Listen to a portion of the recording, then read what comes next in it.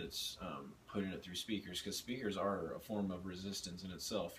From what I've been told, you're losing 60%, up to 60% of the original quality of any instrument, no matter like the compressing it or not. You're losing that much playing it through a system and projecting it out in the crowd. Basically, like, wow. Sure, it's loud, you know, they hear it, but like the actual like potential of the clarity of apparently because like a lot of speakers, what'll happen is it'll go in, the signal can go in analog or whatever, but the process of speakers, most of them are literally like a box. They throw a modular signal out at you, whether it's an analog, but it's modularly shaped by the compression of how the vibration pattern sound.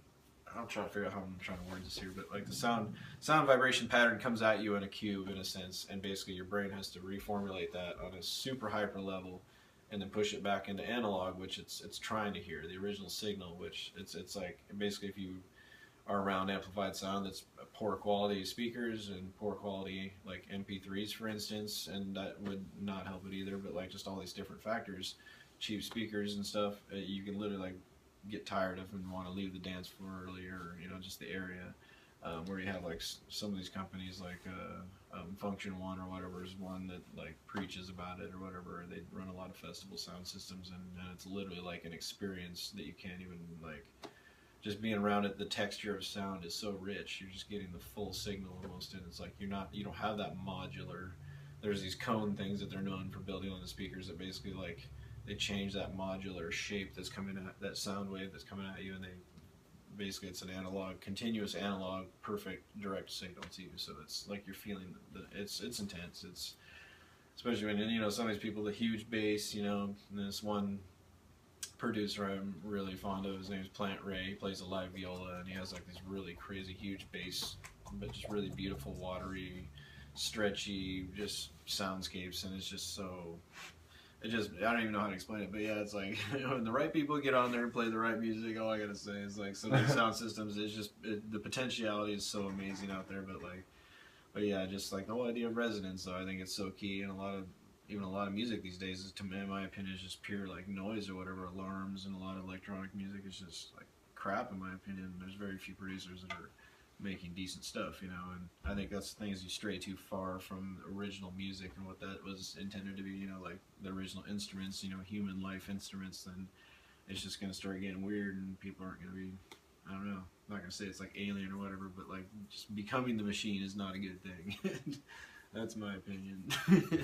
But we can use it as tools and build awesome things, but we can never let it own us, you know. That's why the smartphone should only get so smart. Seriously. So how do people get a hold of you? Basically, right now I'm kind of doing just kind of the bare minimums with like a Facebook business page. But CoreVibes, it's one word, CoreVibes. It's just kind of the idea of everything resonating with the core of whatever we are is just, you know, vibes. You know, that's just like my philosophy, and I felt like it was kind of a cool name. But yeah, intentionally focused orgone pendants and wraps is kind of the title of my business page. But oh yeah, orgone, or excuse me, CoreVibes. Just type that in, and you'll go right to where you need to be. There's a lot of awesome pictures and information too.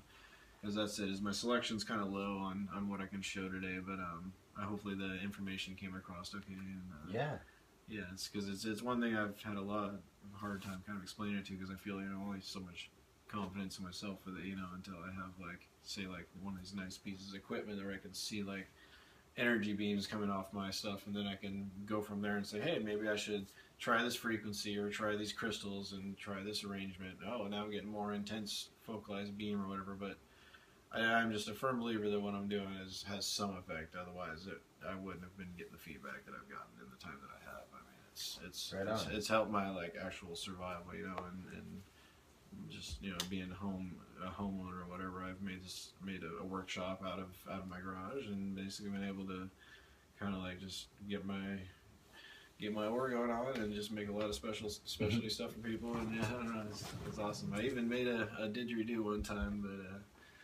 unfortunately it broke in half because I didn't make it strong enough. But it was pretty cool though. It was, my next one's gonna be a little different. Maybe you come up with you gotta have like a reinforcement type situation going on with the framework of it. But yeah, I'm excited and I'm not gonna stop what I'm gonna do. Sweet. Well, thank you for everything. Thank you for having me here. I'm glad it worked out. Chatting with me. Do you have any last comments, questions, concerns?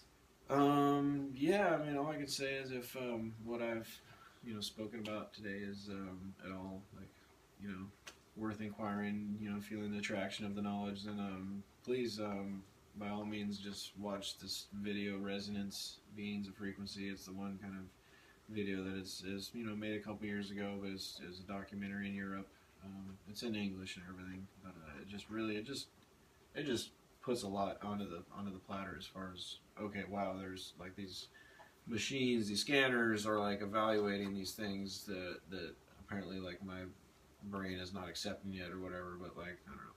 Like I think it's definitely not an unknown thing that too much cell phone pollution is a bad thing, whether or not what I'm making or whatever has any effect on it or not, that's all up to you and your figuring out of it. But like I've definitely come down to what I've figured out scientifically, as far as the stones that work best for like cell phone protection, there's literally like 4 or 5 of them that are well known for it, and I kind of combine them all sometimes, and I just seem like a lot of people just tell me good things about the vibe. I mean, I have people that like hang on to the little pendant, it's all scratched up and it's just been around for like 3 years. They're just like wearing it every day and they're just like, oh yeah, it's like this is everything for me. And it's like, I mean, that means a lot to me, and I don't know what to say, because like I could probably say that at least 50 to 60 people have told me that exact thing, where their pendant is like everything to them, and it's like I don't even know what to say about that. It's like sometimes I've cried, and I was like, okay, this is kind of special, and like it's just like, yeah, it's.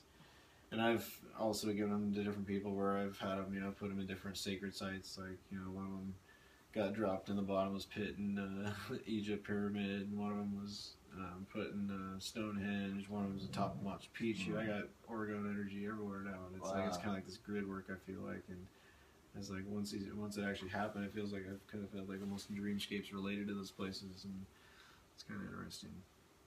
Yeah, you can. That's why I look with the resin. It's like you can trap time in it. You can trap your intentions in it. While you're making it. It's like it's something anyone can get into. I even do classes for people. I have a lot of fun with that.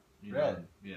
I've had a 10-person class here one time. Where I was just like boom, helping everyone out, and they had all their personal ingredients here. And then I had a whole buffet of stuff that was like the alchemy. They call it like the alchemy kind of collection. Just like all the stuff that does its kind of function. I got all the freaking crystals of the rainbow in a sense to heal, and it was just really fun seeing people light up with that, and then after that it's like you gotta come back for the next day and you like the sanding and polishing, and that's the thing that a lot of other orgone builders don't even.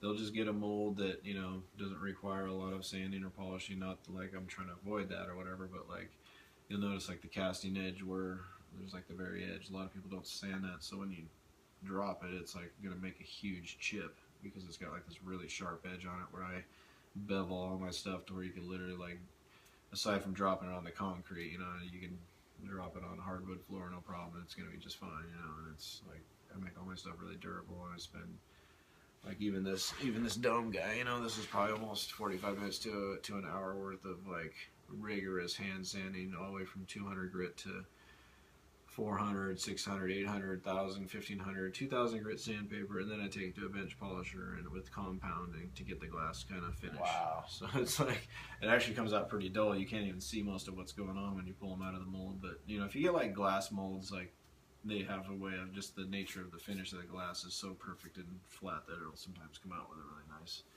luster. But I don't know, it's something I really take a lot of attention to, because I think it's like the final completion. It's like the finishing work is yeah.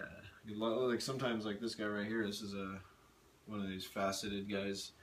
Kind of see it's like a faceted shape to it, little Buddha head in there. Little opal up here on top, Ethiopian opal. Yeah, but this is all this shape was basically I did with a power sander, and then just kind of like follow those lines with the rest of the grits and got the nice luster on there. Yeah, it's super fun. All right, I'm very thankful for you inviting me here. I appreciate it. Thanks everybody for tuning in. This is the Art Life video blog, day 96, I think I said. I'll see you tomorrow. Thank you.